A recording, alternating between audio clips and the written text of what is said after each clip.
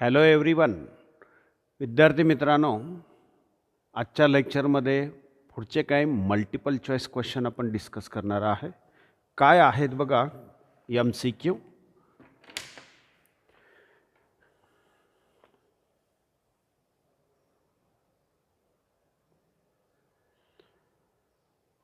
A body falls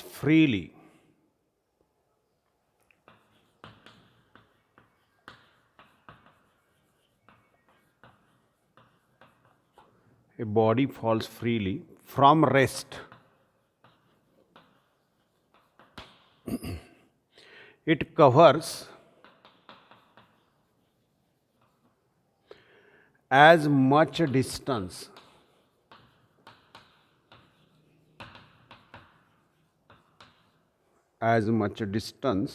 in the last second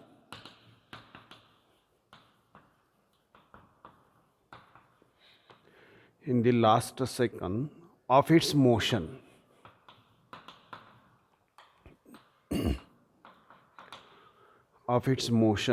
As covered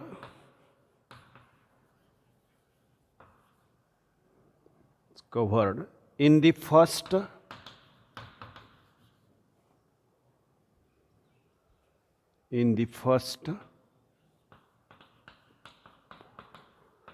3 seconds.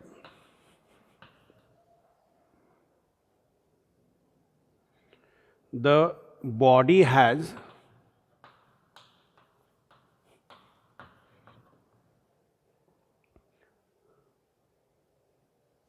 fallen for a time of. बघा, a body falls freely from rest. It covers as much distance in the last second of its motion as covered in the first 3 seconds. The body has fallen for a time of. काय सांगितलेलं आहे? Free fall आहे आणि body जे अंतर cover करणार आहे last सेकंदमध्ये तेवढं अंतर पहिल्या 3 सेकंदामध्ये कव्हर केलेलं आहे. तर या फ्री फॉलसाठीचा टाईम किती असेल असं विचारलेलं आहे. आता distance covered in the nth second कसं काढता येते बघा. SN minus SN minus 1.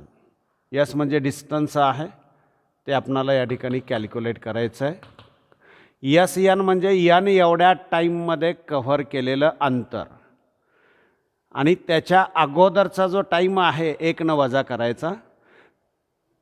10 सेकंदामध्ये cover केलेलं अंतर, 9 सेकंदामध्ये कव्हर केलेलं अंतर, दोघांची वजाबाकी म्हणजे distance covered in nth second किंवा इथं लास्ट सेकंद n असं म्हटलेलं आहे. काय लिहिता येईल बघा आपणाला. n हा टाईम आहे, UN plus half AN square असं लिहिता येईल, minus UN minus 1 minus half काय लिहिता येईल बघा AN मायनस 1 स्क्वेअर असं लिहिता येईल. S equal to UN plus half AN square minus UN, त्यानंतर मायनस मायनस प्लस होणार, त्यानंतर काय येणार बघा, हा मायनस मायनस प्लस होणार, half AN square minus 2N plus 1 n square minus 2N plus 1 असं येणार. सिम्प्लिफाय करता येईल, UN कॅन्सल होईल, हा U या ठिकाणी येणार आहे, प्लस हाफ ब्रॅकेटमध्ये काय येणार बघा n स्क्वेअर वजाबाकी करायची आहे, minus n square plus 2N minus 1. पुन्हा n स्क्वेअर कॅन्सल होईल, U plus half into 2N minus 1 असं मिळणार आहे. Distance covered in the nth second किंवा लास्ट सेकंद. हे एवढा अंतर कव्हर करणार आहे. बॉडी फ्री फॉल आहे म्हणजे U0 असणार आहे. आणि पहिल्या 3 सेकंदामध्ये अंतर कव्हर करणार ते अंतर असणार आहे ते काय असणार बघा, H म्हणूया आपण, हाफ GT² असणार. हे H आणि हे S सारखं आहे म्हणजे half GT² equal to U0 आहे half into 2n-1, half 2n-1. हे दोन्ही बाजूचं कॅन्सल होईल. आणि आता तुम्हाला बघा आणि काय दिलेलं आहे, इथे ॲक्सलरेशन A आहे. हे ॲक्सलरेशन A जे आहे ते म्हणजे G असं आहे. काय असणार आहे, A म्हणजे acceleration due to gravity vertical डायरेक्शनमध्ये, GT² equal to G into 2n-1 असं लिहिता येईल. G कॅन्सल करता येईल आपणाला. T दिलेला आहे, किती आहे T, पहिल्या 3 सेकंद म्हणजे 9 इक्वल टू 2n-1. ट्रान्सफर केला आपण 2n इक्वल टू 10 असं लिहिता येईल. n इक्वल टू 5 सेकंद असं आपणाला लिहिता येणार आहे. करेक्ट आन्सर मिळणार आहे ते बघा 5 सेकंद. म्हणजे एकूण जो काही टाईम लागला तो या ठिकाणी 5 सेकंद असा असणार आहे. लक्षात आलं का बघा, इथं ॲक्सलरेशन व्हर्टिकल डायरेक्शनला ॲक्सलरेशन म्हणजे ॲक्सलरेशन ड्यू टू ग्रॅव्हिटी असणार आहे.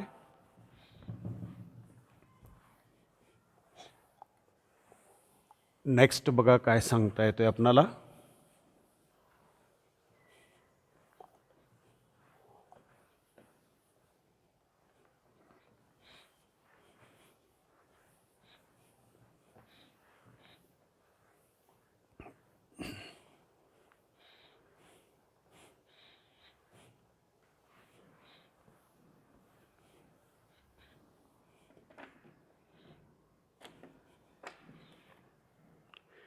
A stone is dropped into water from a bridge. Stone is dropped into water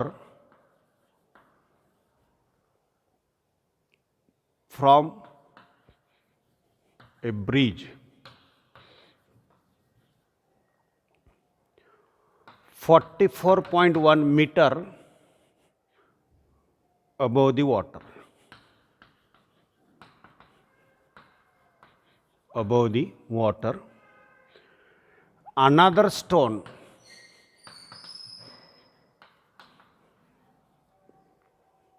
is thrown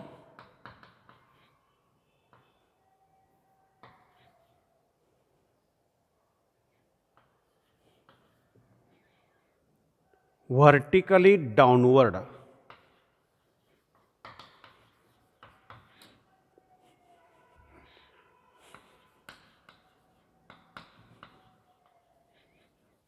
Downward 1 second later. Both strike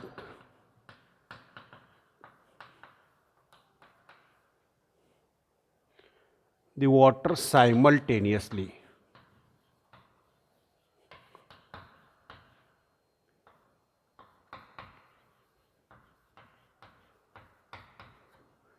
Both strike simultaneously. What was the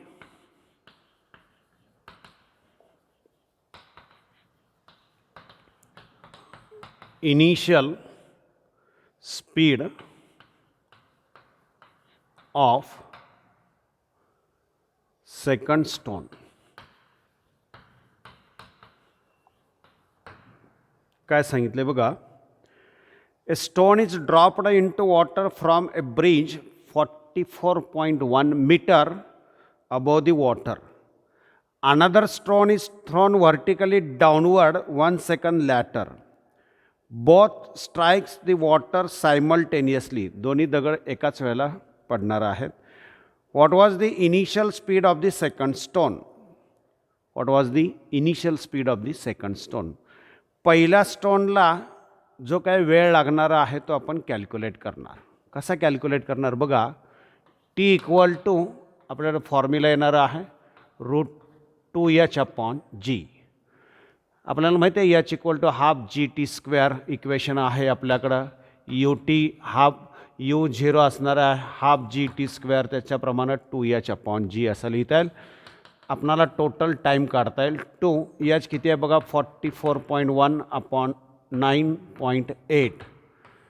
जर हे multiply केलं तर काय येईल बघा, हे 2 हे 8 आणि हे 8, 88.2/9.8 किती येते बघा, 9981 म्हणजे 9 येणार, म्हणजे 3 सेकंद येणार आहे. म्हणजे पहिला स्टोन जो काय टाकलेला आहे त्याचा जो काय आपणाला टाईम मिळणारा आहे तो 3 सेकंद. आता दुसरा स्टोन टाकत असताना 1 सेकंद उशिरा, म्हणजे दुसऱ्या स्टोनचा टाईम किती असणार आहे, t' = 2 सेकंद. बघा, another stone is thrown vertically downward 1 second later, आणि दोघं एकाच वेळेला आदळणार आहेत. त्या दुसऱ्याचा स्पीड किती असेल असं विचारलेलं आहे. दुसऱ्याचा स्पीड कॅल्क्युलेट करण्यासाठी आपणाला काय करता येते बघा, अंतर आपल्याकडं आहे, काय लिहिणार बघा, s = ut + ½ at² किंवा h = ut + ½ कसं लिहिता येईल बघा, h = ut' + ½ h आपल्याकडे आहे 44.1, u काढायचं आहे, t' 2 आहे, हाफ g आहे तो 9.8 आहे, आणि t² मिळेल आपणाला 4. 44.1 = 2u प्लस हे 4चा भागाकार करता येईल, यानं मल्टिप्लाय करता येईल, किती येणार बघा, 19.6. 2u = वजाबाकी किती येणार बघा, 44.1 वजा 19.6. 2u = 6 म्हणजे किती होणार बघा, 5 हातचा 1 आला म्हणजे किती होणार, 14तून 10 गेले 4 चा 1 आला, 1 2 म्हणजे 24.5. u पाहिजे असेल तर 24.5 भागाकारामध्ये 2 म्हणजे किती येणार बघा, बेक बे, बेदोनी 4, बेदोनी 4 आणि बेपंचे 10, 12.25 आला का बघा, मीटर/सेकंद. एक करेक्ट आहे. पहिल्या स्टोनवरून आपणाला टोटल टाईम काढता आला. 1 सेकंद उशिरा दुसरा दगड टाकलेला आहे, म्हणजे त्याच्यासाठीचा टाईम आपणाला 2 सेकंद मिळणार, कारण दोघे एकाच वेळेला पोहोचलेले आहेत. आणि मग डिस्टन्स = आपलं जे सेकंड कायनॅमेटिकल इक्वेशन आहे ते आपण अप्लाय केलं की आपणाला दुसऱ्या स्टोनचा जो काय वेग आहे, गती आहे, ती आपणाला या ठिकाणी कॅल्क्युलेट करता आलेली आहे. नेक्स्ट बघा,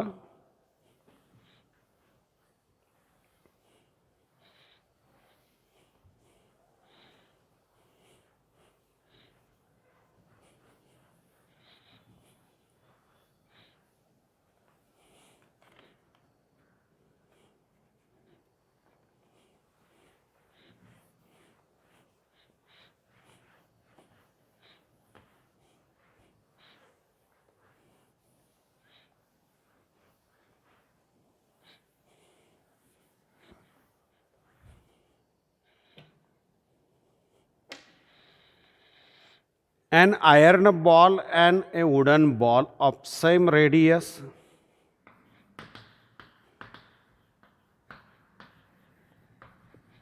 and a wooden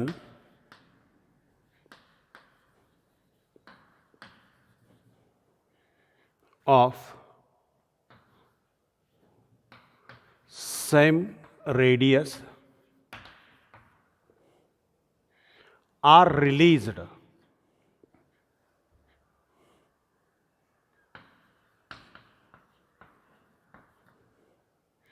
from the same height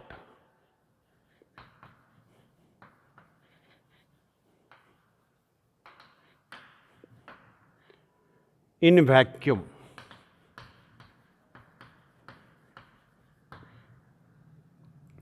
they take the same time, they take the same time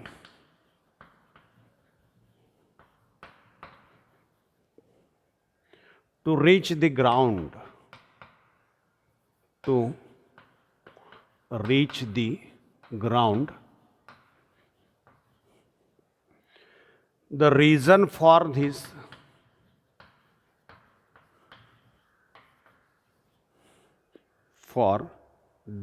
is एक आयर्न बॉल आहे, दुसरा वुडन बॉल आहे, रेडियस सारखी आहे, म्हणजे त्यांचं मास वेगळं असणार आहे. आणि एका हाईटवरून सेम हाईटवरनं व्हॅक्यूममध्ये त्याला खाली टाकलेलं आहे, तर त्यांना सारखाच वेळ लागत असेल खाली पोचण्यासाठी, तर याच्या मागचं कारण काय असेल असं विचारलेलं आहे. दिलेलं आहे बघा वेगवेगळे पर्याय तुम्हाला. पहिला आहे बघा, acceleration due to gravity in vacuum is same irrespective of size and mass of the body. Acceleration due to gravity केव्हा बदलणार आहे? 6400 किलोमीटर नंतर बदलणार आहे. तेवढ्या अंतराचा फरक पडला तर बदलणार आहे, अदरवाईज आपण ॲक्सलरेशन ड्यू टू ग्रॅव्हिटी ही कॉन्स्टंट घेतलेली आहे. दुसरा आहे, acceleration due to gravity in vacuum depends upon mass of the body. Acceleration due to gravity मासवरती अवलंबून आहे, मुळीच नाही. There is no acceleration due to gravity in vacuum. व्हॅक्यूममध्ये ॲक्सलरेशन ड्यू टू ग्रॅव्हिटी असं होणारच नाही. कुठंही असेल तरी ॲक्सलरेशन ड्यू टू ग्रॅव्हिटीचा इफेक्ट हा असणारच आहे. त्यानंतर आहे बघा, in vacuum there is a resistance offer to the motion of the body and this resistance depends upon the mass of the body. Air resistance बॉडीच्या मासवरती अवलंबून आहे, मुळीच नाही. Acceleration due to gravity does not depends upon the mass. Acceleration due to gravity मासवरती अवलंबून आहे. आपल्याकडं टाईमचं इक्वेशन आहे बघा, T = √2h/g. सेम हाईटवरती आहेत आणि जी हा 6400 किलोमीटर नंतर बदलणार आहे. तेवढ्या हाईटला काही नाही, म्हणजे बॉडी सोडत असताना किंवा हे आयर्न आणि वुडन बॉल जे आहे ते 6400 किलोमीटरपेक्षा जास्त अंतरावरती नाहीत. त्यामुळे दोघांसाठी टाईम जो आहे तो सारखाच असणार, म्हणजे ए करेक्ट आहे. नेक्स्ट बघा आपणाला सांगता येईल.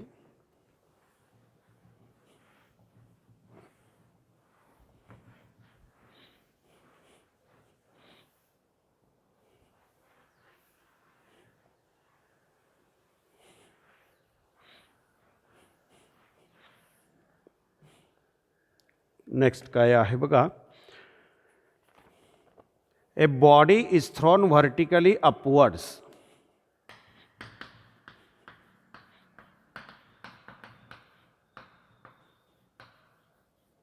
A body is thrown vertically upwards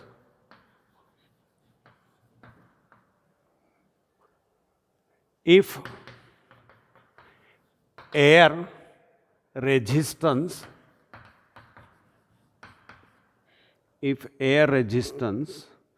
is to be taken into account, then the time during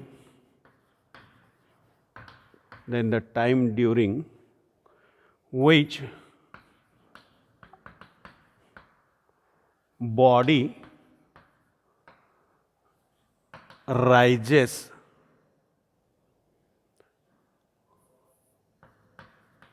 is. पर्याय दिलेले आहेत. Equal to time of fall, less than time of fall, greater than time of fall, twice the time of fall. Rise होण्यासाठीचा time आणि fall होण्यासाठीचा time याच्यामध्ये relation सांगायचं आहे.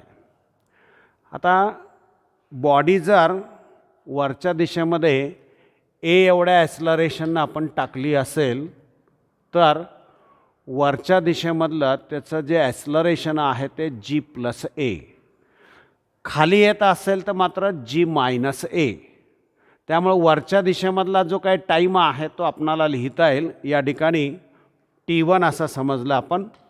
तर काय येणार बघा, velocity upon g plus a, acceleration due to gravity. आणि ती जी काही हाईट आहे ती हाईट लिहायची असेल तर काय लिहिणार बघा, h equal to u square upon 2g, त्याच्याऐवजी जी प्लस ए, अशी ही हाईट आपणाला मिळणार आहे. आता आपणाला दुसरा टाईम काढायचा आहे, तो काय आहे, टाईम ऑफ फॉल आपणाला विचारात घ्यायचा आहे. जर या ठिकाणी तुम्हाला टाईम ऑफ फॉल आहे तो T2 असेल, टाईम ऑफ फॉल जो आहे तो काय T2 असेल, तर आपणाला काय लिहिता येईल बघा, खाली येणारा आहे म्हणजे त्याच्यासाठीचा टाईम आपण वेगळा समजणार आहे. हाईट मात्र सारखीच असणार आहे. खाली येत असताना काय असणार, हाफ जी इंटू हाफ जी मायनस ए इंटू टी स्क्वेअर, त्याला T2 म्हणूया आपण. हाफ वरती जात असेल तर जी प्लस ए, खाली जात असेल तर effective acceleration due to gravity आहे ती g minus a. Half g t square म्हणजे आपले जे काही हाईटचं इक्वेशन आहे ते, हाईटमध्ये काय बदल असणार नाही, u square upon 2 into g plus a असं असणार आहे. हाईटमध्ये काही बदल असणार नाही, जेवढा वर जाणार तेवढाच खाली येणार आहे. यावरून T2 बद्दल लिहिता येईल आपल्याला, T2 square equal to u square, हे दोन खालचे कॅन्सल होतील, जी मायनस ए आणि दुसऱ्या ब्रॅकेटमध्ये जी प्लस ए. जर आपण T2 घेतलं तर काय येणार, u upon root of g minus a आणि दुसरा जी प्लस ए. आपण याच्याबरोबर तुलना करणार आहे, त्यामुळं खाली याला आपण काय करणार बघा, रूट जी प्लस एनं मल्टिप्लाय करणार आणि रूट जी प्लस एनं डिव्हाइड करणार आहे. याला परत दुसरा रूट काय आहे, जी प्लस ए. हे मल्टिप्लिकेशनमध्ये आहे म्हणजे काय होणार बघा, त्या दोघाचं रूट निघून जाणार. T2 इक्वल टू लिहिता येईल आपणाला u upon g plus a, आणि हे सगळं ब्रॅकेटमध्ये स्क्वेअर रूटमध्ये घेता येईल, g plus a upon g minus a. T1 बघा u upon g plus a आहे, म्हणजे इथं काय लिहिता येईल आपणाला, T1 root of g plus a upon g minus a. दोघांची तुलना केली तर बघा, T2ला जी प्लस ए येणार तर T1ला जी मायनस ए येणार, म्हणजे T2 हा T1पेक्षा जास्त आहे. म्हणजेच आपल्याला काय सांगता येईल बघा, याच्यातले पर्याय जे आहेत ते पर्याय काय बघा, T2 आणि T1. म्हणजे आणि तुम्हाला विचारलं काय, then the time during which the body rises. हा T1 जो आहे तो काय टाईम ऑफ राईज आहे. दोघांची तुलना केली तर T2 greater than T1. T1 time of rise आहे, T2 टाईम ऑफ फॉल आहे. म्हणजे आपल्याला काय लिहिता येईल, लेस दॅन टाईम ऑफ फॉल. हा टाईम आहे फॉलचा त्याच्यापेक्षा कमी आहे, असं आपल्याला हे बी ॲन्सर करेक्ट सांगता येईल. बघा नेक्स्ट बघा,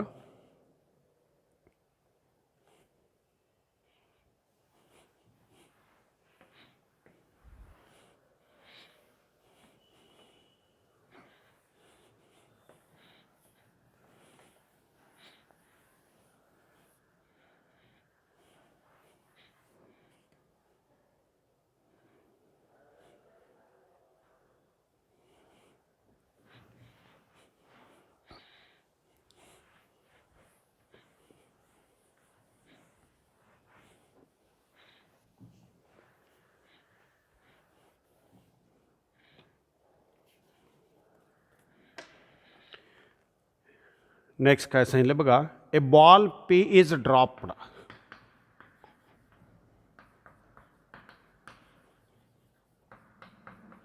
Ball P is dropped vertically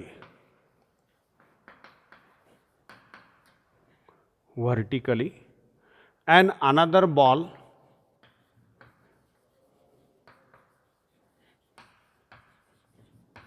Q is thrown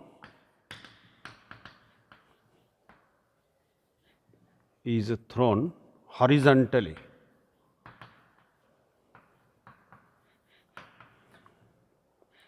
with the same velocities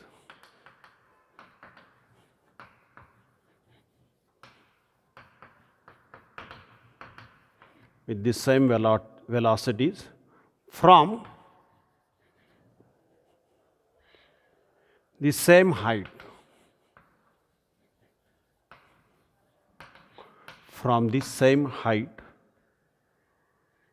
and at the same time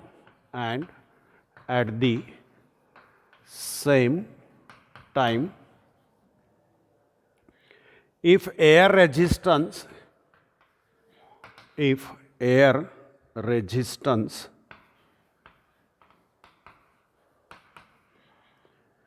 is neglected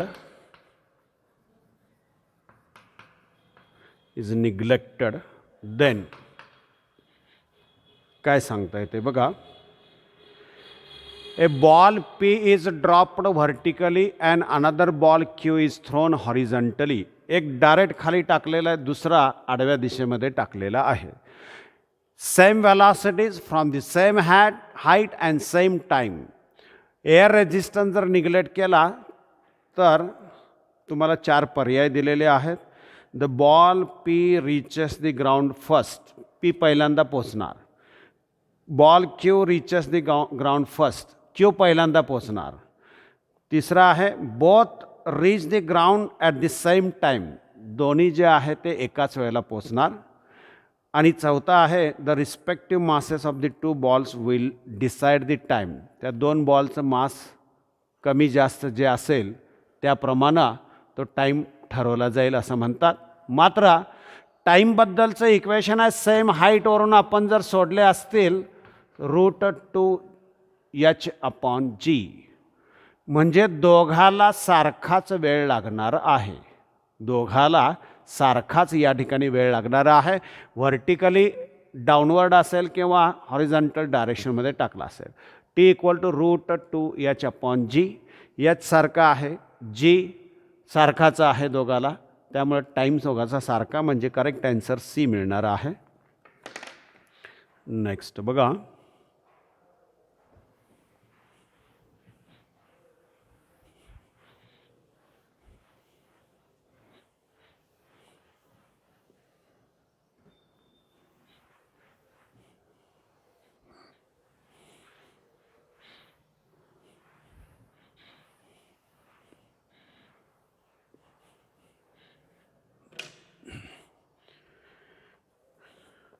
A body is released from a great height and falls freely towards the earth. A body is released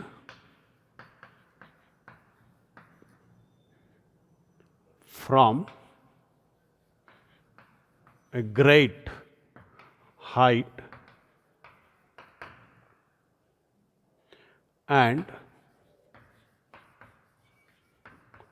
falls freely towards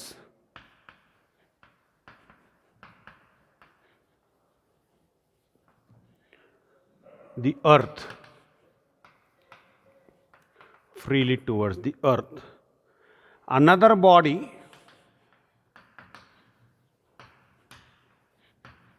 is released from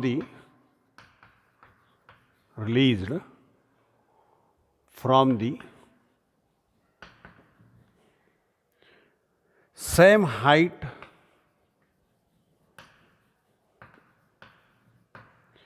exactly 1 second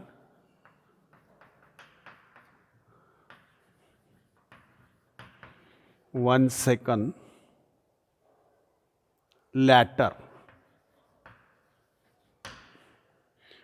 The separation between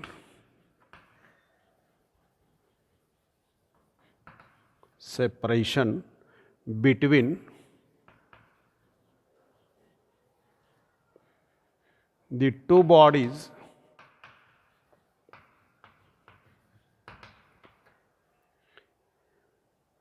(2 seconds)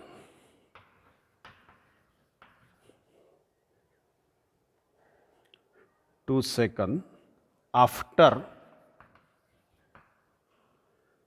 the release of second body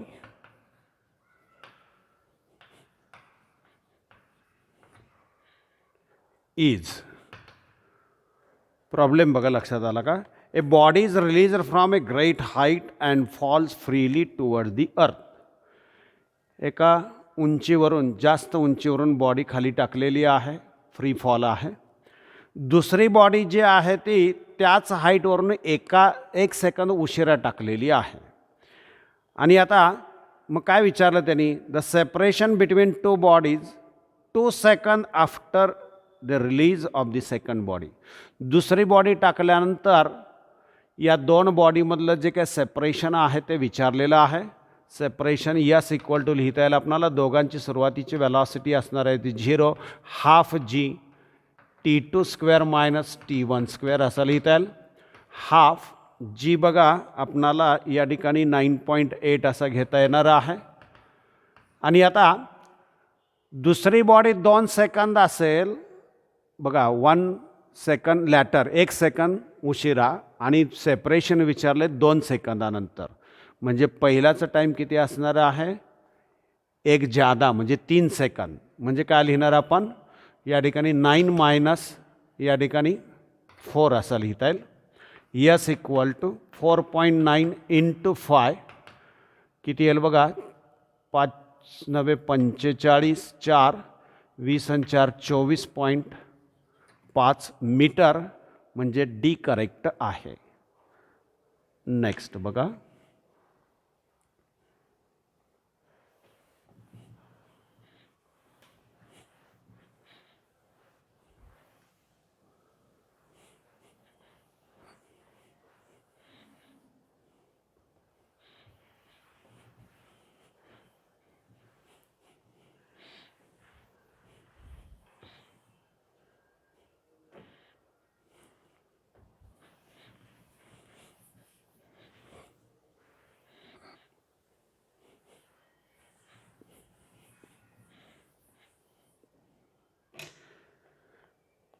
बघा, 2 racing cars of masses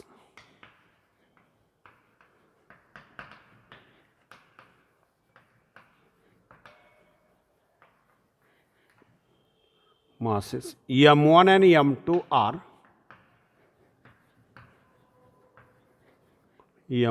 M2 are moving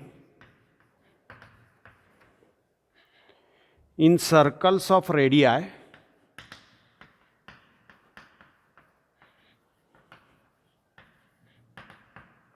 काय दिलेत बघा? R1 and R2 respectively.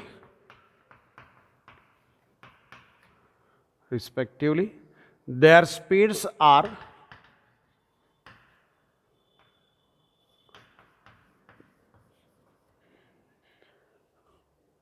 such that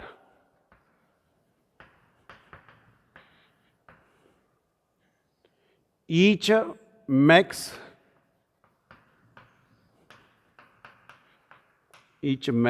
a complete circle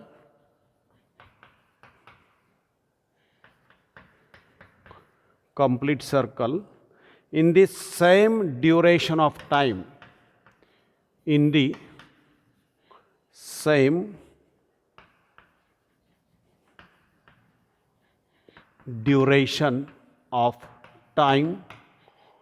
T.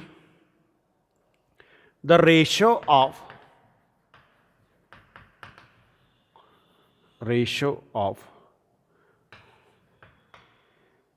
the angular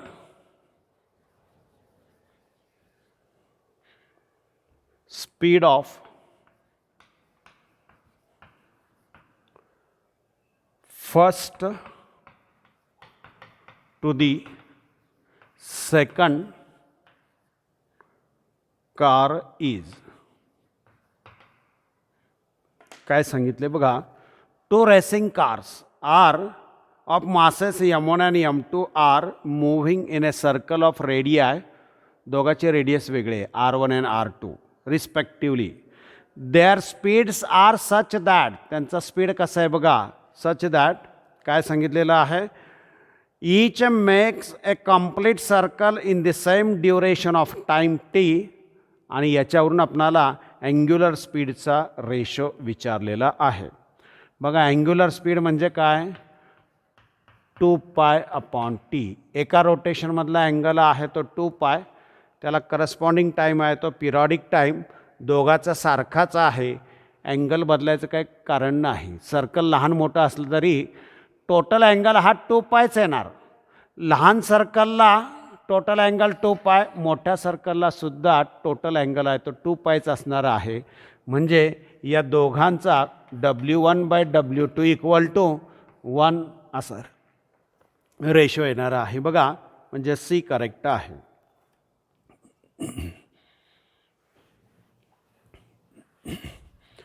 next बघा काय सांगितलेलं आहे.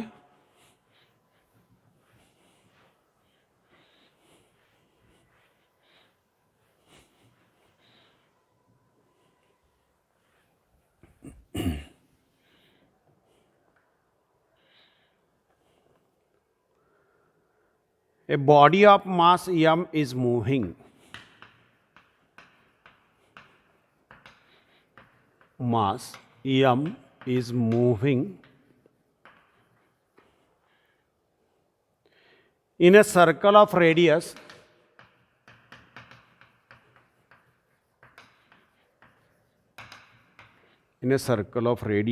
r with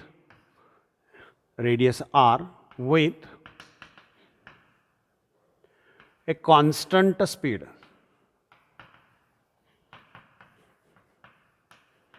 v. The force on the body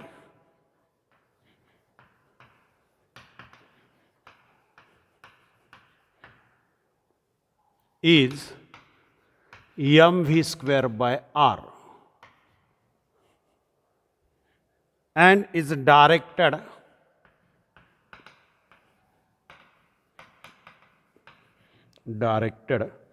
toward the center.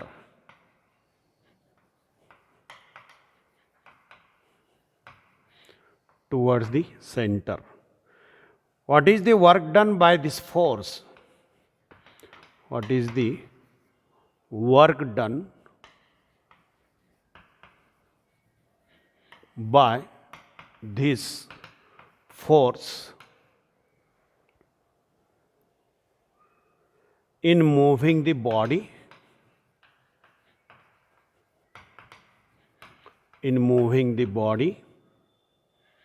over half the circumference of the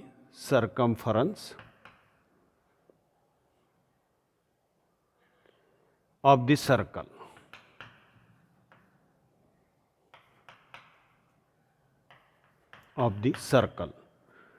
problem लक्षात आला का बघा.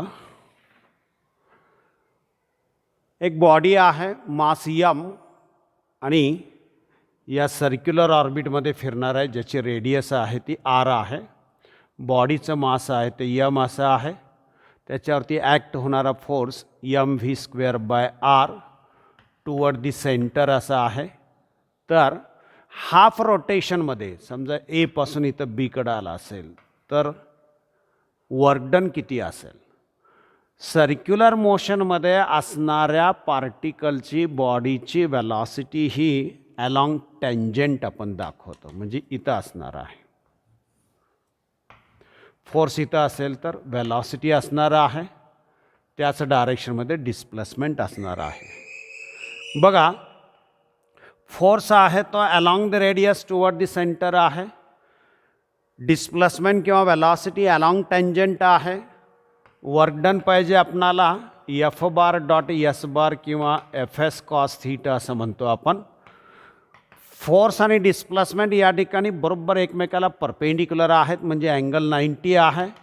Fs किंवा mv²/r × s आणि cos 90.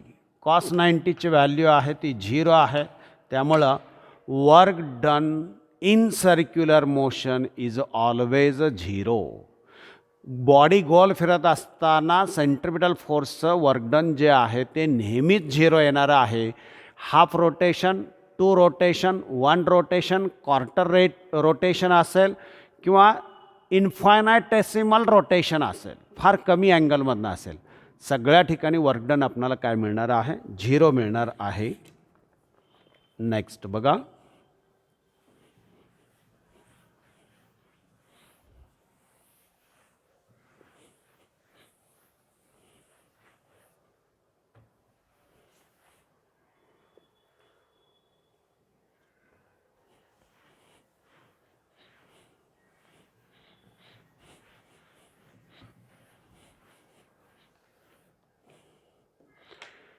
A body is moving in a circular path. Body is moving in a circular path with a constant speed.